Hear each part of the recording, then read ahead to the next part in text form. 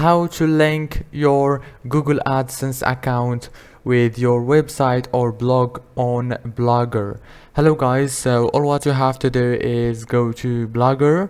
As you can see, this is the dashboard homepage. Now all what you have to do is just go to the earnings tab right here and click on it, and you will find this option of create AdSense account. Click on it again and it will take you directly to this page. Now all what you have to do is add your website URL and then fill those informations and click start using AdSense like this. I'm sorry, I'm gonna choose for example Brazil, no, and read, then start using AdSense from here, and then you will create your Google AdSense and everything is gonna be done.